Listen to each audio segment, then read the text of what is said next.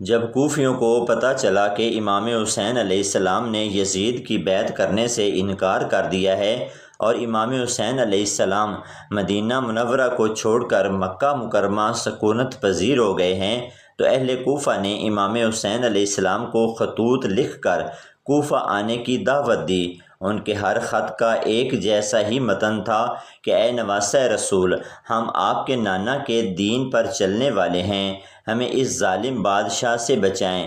یہ ظالم کہتا ہے کوئی وحی نازل نہیں ہوئی تھی، یہ سر عام زنا کرتا ہے، سر عام شراب پیتا ہے اور بس یہ کہتا رہتا ہے کوئی وحی نازل نہیں ہوئی، نہ کوئی رسول آیا تھا۔ ہم کیسے اس بادشاہ کی بیعت کر سکتے ہیں جو حلال حرام میں فرق نہیں رکھتا؟ اور آخرکار ایسے خط آنے لگ گئے کہ اے نواسہ رسول، اگر آج آپ نے ہماری نصرت نہیں کی تو محشر میں ہم آپ کے نانا کے سامنے آپ کی شکایت کریں گے کہ وقت کا ظالم بادشاہ آپ کی شریعت کا مذاق بناتا رہا اور آپ کا نواسہ خاموش رہا۔ بس امام حسین نے اپنے سفیر مسلم بن عقیل، جو آپ کے چچا زاد بھائی تھے، کوفہ کی جانب روانہ کر دیا۔ امام حسین علیہ السلام کو اس طرح سے خطوط لکھنے والے لوگوں میں حضرت سلمان سردخزائی، جو کہ ایک صحابی رسول بھی تھے، اور مختار ثقفی، اور اس کے علاوہ اور بھی بہت سے حضرت علی رضی اللہ تعالی عنہ کے حامی اور شیعان علی تھے، جو کہ جنگ جمل اور جنگ صفین میں حضرت علی رضی اللہ تعالی عنہ کے شانہ بشانہ میدان جنگ میں لڑتے رہے۔ بعض روایات کے مطابق تو سب سے پہلا خط ہی امام حسین علیہ السلام کو مختار ثقفی نے لکھا تھا۔ امام حسین علیہ السلام نے ان خطوط کے جواب میں اپنا سفیر بھیجنے کا فیصلہ کیا اور اپنے برادر امام مسلم بن عقیل کو کوفہ کی طرف اپنا سفیر بنا کر روانہ کیا۔ جیسے ہی بنی ہاشم کا شہزادہ امام حسین کا پیغام لے کر کوفہ آیا تو سب لوگ آپ کے ہاتھ میں بیعت کرنے لگے اور کہنے لگ گئے، لبیک یا حسین، لبیک یا حسین۔ مسلم بن عقیل، ہمارے مولا حسین کو بلائیں، وقت کے ظالم بادشاہ یزید کو بتائیں کہ ان کا نانا اللہ کا رسول ہے اور وہ دین اسلام لے کر آئے ہیں۔ جناب مسلم نے ان کی عقیدت کو دیکھا تو امام حسین کی طرف خط لکھا اور کہا، اے نواسہ رسول، یہاں کے لوگ آپ کی نصرت چاہتے ہیں، جلد مبارک قدم لے کر کوفہ کی طرف آ جائیے تاکہ ہم اسلام کا پرچم بلند کر سکیں۔ اور وہاں یزید کو خبر ملی کہ میں نے جو کوفہ کا حاکم رکھا ہے اس کی موجودگی میں مسلم بن عقیل آ گیا ہے اور لوگ امام حسین کی بیعت کر رہے ہیں۔ روایات کے مطابق یزید کو ایک ایک پل کی خبر دینے والا عمر بن سعد تھا، جو کہ حضرت سعد بن ابی وقاص مشہور صحابی رسول کا بیٹا تھا۔ اس کا باپ صحابی رسول اور عشرہ مبشرہ صحابہ میں شمار ہوتے تھے، لیکن اس کا بیٹا نہایت ملعون اور بدبخت تھا، جو کہ دولت اور اقتدار کی ہوس میں یزید سے جا ملا تھا۔ جب یزید کو اس کے خطوط کے ذریعے امام حسین علیہ السلام اور امام مسلم بن عقیل کی اس کامیابی کے بارے میں پتہ چلا تو اس نے ابن زیاد کو بھیجا، اور وہ کہتا ہے کہ نعمان، تم سے کوفہ کی حکومت سنبھالی نہیں جاتی، آج سے یزید ابن زیاد کو کوفہ کا حاکم بناتا ہے، اور وہاں مسلم بن عقیل کا خط کوفہ میں امام حسین کو ملتا ہے، اور یزید بھی یہی چاہتا تھا کہ امام حسین کو طواف کعبہ کے درمیان شہید کرے۔ امام حسین علیہ السلام اپنے حج کو اپنے عمرے میں تبدیل کر کے اپنی بہنیں، بیٹیوں اور پورے خاندان کو لے کر کوفہ کی جانب روانہ ہو جاتے ہیں۔ بس ابن زیاد نے سوچا کہ کوفہ میں بغاوت کیسے پھیلائے۔ اس نے یہ نعرہ لگایا کہ جو اپنی تلوار مجھے دے گا اور یزید کی بیعت کرے گا، میں اس کو اتنا سونا دوں گا اس کی نسلیں بیٹھ کر کھائیں گی۔ جیسے ہی ابن زیاد کی یہ خبر کوفہ میں ہر جگہ پہنچی، وہاں کی عورتوں نے سوچا اس سے اچھا اور موقع کیا ہوگا۔ اپنے اپنے مردوں سے کہنے لگی، تمہیں نہیں پتہ ابن زیاد تلوار کے بدلے سونا دیتا ہے، رفتہ رفتہ کوفہ کا ہر شخص اپنی تلوار ابن زیاد کو دیتا رہا، اور ابن زیاد نے اپنے لشکر سے کہا کوئی بھی کوفہ کی گلی میں نہ آئے ورنہ خواہ مخواہ مارا جائے گا۔ کوفیوں نے رسول اللہ کی اس حدیث کو یاد دلایا، میری امت کا سب سے بڑا فتنہ دولت ہے۔ تاریخ نے لکھا سفیر امام حسین کو ہر شخص رفتہ رفتہ چھوڑتا گیا، یہاں تک کہ مسجد میں نماز کے لیے کوئی بھی شخص پیچھے نہیں تھا۔ آپ کوفہ کی گلیوں میں جاتے اور لوگوں سے کہتے کہاں ہیں وہ لوگ جو حضرت امام حسین کو خط لکھا کرتے تھے، ان کی نصرت چاہتے تھے؟ کہاں ہیں وہ لوگ جنہوں نے کہا حضرت علی کو بلایا جائے؟ اے کوفیوں، میں تمہارا مہمان ہوں، میں تو تمہارے بلاوے پر آیا ہوں۔ مگر افسوس، کوفہ کا ہر فرد اپنے گھر کے دروازے بند کیے ہوئے تھے، اور مسلم بن عقیل ایک گھر کے دروازے کے پاس جا کر بیٹھ جاتے تھے۔ اس گھر میں ایک بوڑھی عورت نے جیسے دیکھا اور کہا کون ہے، تمہیں معلوم نہیں ابن زیاد نے یہ حکم نافذ کیا ہے، جو گھر سے باہر دکھے گا وہ مارا جائے گا۔ وہ کہنے لگے اے اللہ کی بندی، میں کوفہ کا بندہ نہیں ہوں۔ وہ کہنے لگی پھر کون ہو؟ تو آپ نے فرمایا میں سفیر امام حسین ہوں، مسلم بن عقیل ہوں۔ وہ عورت رونے لگی اور کہنے لگی اے مسلم بن عقیل، آئیے میرے گھر تشریف لائیے، آپ کو اپنے گھر میں مہمان بناتی ہے۔ وہاں ابن زیاد نے یہ اعلان کیا تھا جو مسلم بن عقیل کی خبر دے گا میں اسے اتنا سونا دوں گا کہ وہ حیران ہو جائے گا۔ اس عورت کا ایک جواری اور شرابی بیٹا تھا، اور جب وہ محسوس کرتا ہے کہ سفیر امام حسین کو پناہ میری ماں نے دی ہے تو فوراً جاتا ہے، ابن زیاد کو یہ خبر سناتا ہے، تو ابن زیاد فوری اپنی فوج کو بوڑھی عورت کے گھر بھیجتا ہے۔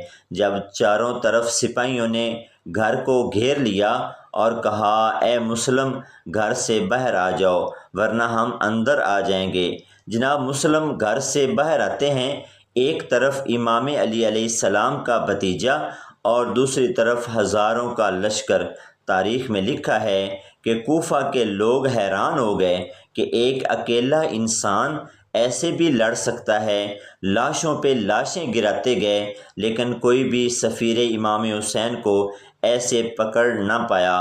سب نے سمجھ لیا یہ علی کا شیر ہے، اس سے جنگ میں کوئی جیت نہیں سکتا۔ اتنے میں فوج حاکم نے کہا اے مسلم، تم سے وعدہ کرتا ہوں آپ کی ہر بات کو مانا جائے گا، آپ گرفتاری پیش کریں۔ بس مسلم بن عقیل کی گرفتاری ہو جاتی ہے، آپ کو ابن زیاد کے سامنے پیش کیا جاتا ہے۔ وہاں کے لوگ آپ کے ایمان کا مذاق اڑانے لگ جاتے ہیں۔ جناب مسلم بن عقیل نے کہا مجھے معلوم ہے تم لوگ اپنا وعدہ وفا نہیں کرو گے، مگر میرے آنے کا مقصد ہے، میں وصیت کرنا چاہتا ہوں اور میں چاہتا ہوں میری وصیت کو پورا کیا جائے۔ پھر آپ نے وصیت کی کہ میں امام حسین علیہ السلام کو خط لکھا ہے کہ وہ کوفہ کی جانب آ جائیں، میں چاہتا ہوں امام حسین کو میرا پیغام پہنچا دیا جائے اور بتایا جائے کہ وہ کوفہ نہ آئیں، کوفہ والے بے وفا ہیں، دولت کے سامنے بک جاتے ہیں، اور میری دوسری وصیت یہ ہے کہ میرے جسم کو تدفین کیا جائے، اور میری تیسری وصیت یہ ہے کہ میں 700 درہم کا مقروض ہوں اور میری تلوار بیچ کر میرا قرض اتارا جائے۔ دربار والے زور زور سے ہنسنے لگ جاتے ہیں، اور ابن زیاد نے حکم دیا اس کو کوفہ کی سب سے اونچی چھت سے ایسے گرایا جائے کہ کوفہ کا ہر فرد دیکھے کہ ہم نے حسین کے سفیر کا کیا حشر کیا ہے۔ جناب مسلم کو پیاسا محل کی چھت سے گرایا جاتا ہے۔ جیسے ہی آپ چھت سے زمین کی جانب آنے لگتے ہیں، سپاہی خوش ہونے لگ جاتے ہیں۔ آپ کا سر دھڑ سے الگ کر کے دارالامارہ کی دیوار سے لٹکایا جاتا ہے، اور آپ کے پاؤں میں رسی باندھ کر کوفہ کی گلیوں میں گھمایا جاتا ہے اور آپ کا کٹا سر مکہ کی طرف دیکھ کر یہ فرماتا ہے، سلام ہو رسول اللہ کے نواسے امام حسین علیہ السلام، سلام ہو میرے غریب ابن علی پر، اور آپ کوفہ اور مکہ کے درمیان تھے اور آپ نماز پڑھ رہے تھے۔ جیسے ہی آپ کے کانوں پر آپ کے سفیر مسلم بن عقیل کا آخری سلام پہنچا، آپ کی آنکھیں نم ہو گئی۔ جناب عباس نے پوچھا، اے نواسہ رسول، اب آپ کے کانوں پر آپ کے سفیر مسلم بن عقیل کا آخری سلام پہنچا، آپ کی آنکھیں نم ہو گئی، جناب آپ کی آنکھیں نم کیوں ہیں؟ امام حسین علیہ السلام نے فرمایا، اے عباس، میرا بھائی مسلم بن عقیل کوفہ میں غریب الوطن میں شہید کر دیے گئے ہیں۔ حضرت عباس کو جلال آیا، اے میرے مولا، مجھے اپنی دعا سے ابھی کوفہ پہنچائیے۔ حضرت امام حسین نے عباس کے چہرے کی طرف دیکھا اور کہا، اے عباس، تم زینب کے پردے کے محافظ ہو، تمہیں بابا علی نے کربلا کے لیے مانگا ہے۔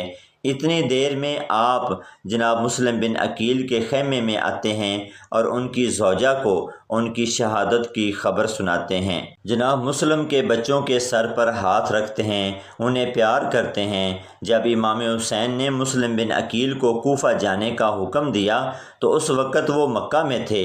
وہاں سے وہ مدینہ گئے، جہاں انہوں نے روضہ رسول صلی اللہ علیہ وآلہ وسلم پر حاضری دی۔ پھر اپنے دو بیٹوں محمد اور ابراہیم، جن کی عمریں 7 اور 8 سال کی تھی، ان کو لے کر کوفہ چلے گئے۔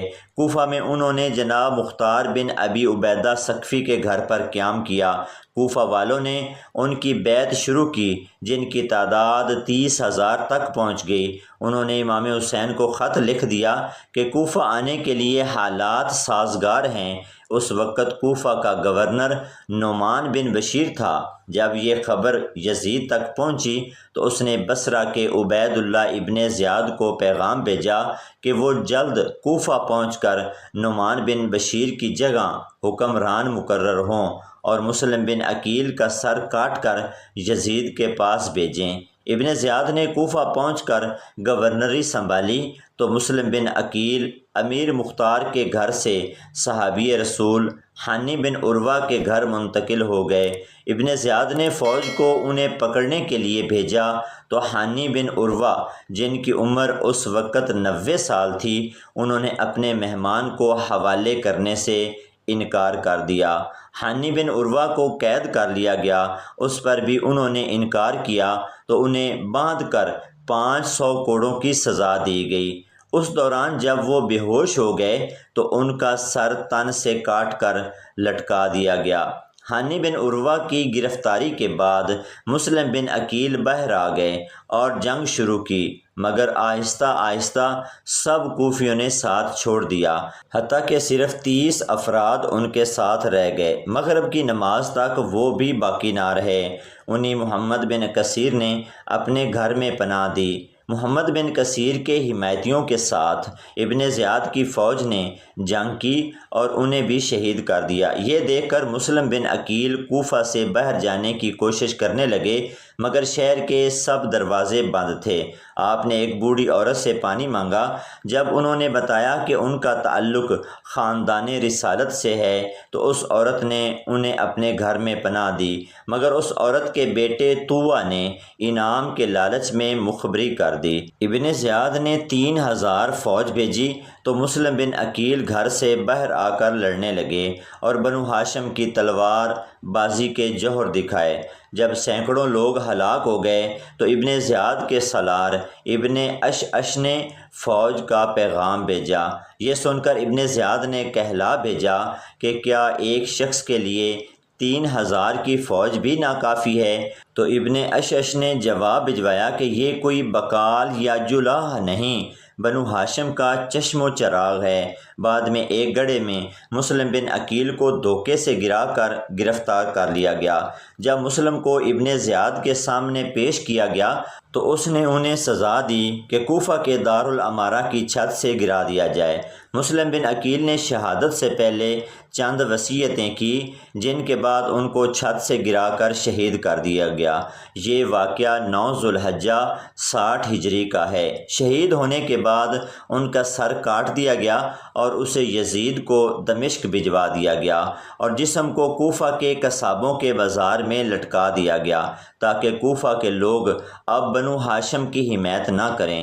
مسلم بن عقیل کو دارالامارہ کی چھت سے نیچے گرانے والا بدبخت کون تھا، اس کے بارے میں مختلف روایات ہیں۔ کہا جاتا ہے کہ ابن زیاد نے اپنے بھرے دربار میں اپنے تمام سپاہیوں کے سامنے یہ کہا تھا کہ امام مسلم بن عقیل کو قصر کی چھت سے گرایا جائے۔ اس نے کسی شخص کا نام لے کر ایسا نہیں کہا تھا، لیکن ان بدبختوں میں ایک شخص ایسا بھی تھا جو کہ ایک بزرگ تابعی کا بیٹا۔